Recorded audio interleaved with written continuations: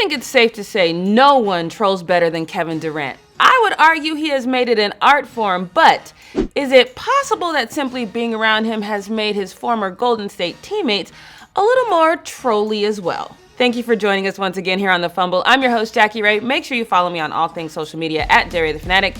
And don't forget to hit that subscribe button and that notification bell if you haven't already. We are just days away from the start of NBA training camp. A lot of moves have been made. Things might have been said, but hey, Hakuna Matata, right? We're not bringing up old stuff anymore.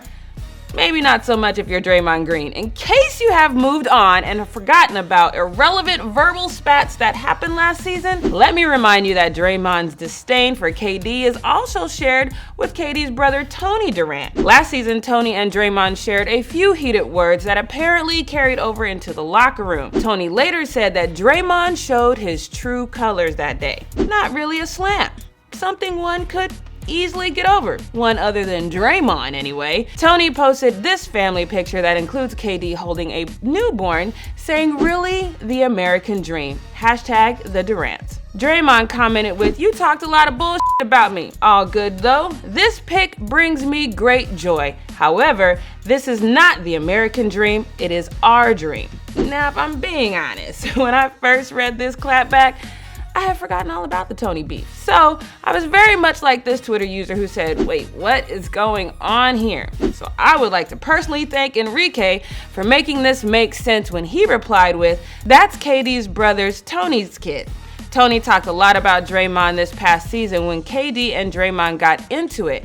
Draymond called him out on it while congratulating him, saying, "This ain't white America's dream, it's theirs." Draymond playing chess while Tony playing checkers. Well, all right, Draymond, if Enrique is right, you get a cosign from me, but when is KD gonna reply? And will it be from his @KDTrey5 account or some burner account? Does he have an IG burner account, or is it just Twitter? I don't know. I can't keep up, but we can take a moment to recognize the impact KD had on Steph. Now, if you come for Ayesha Curry in any way, shape, form, or fashion, Steph is going to come for you, and I love him for that. But I better not see nary a filtered photo from Steph or his beautiful wife, because he decided to issue the cutest troll ever on this oddly filtered picture of Klay with former Warriors teammate Zaza Pachulia and their significant others. Now, to be fair, Zaza posted this pic, so he is responsible for the over filtration that caused Steph Curry to reply with hashtag the filtered life. That's cute. No side shade, just good laugh. So it's really not trolling, just Steph being a normal, fun guy that he is.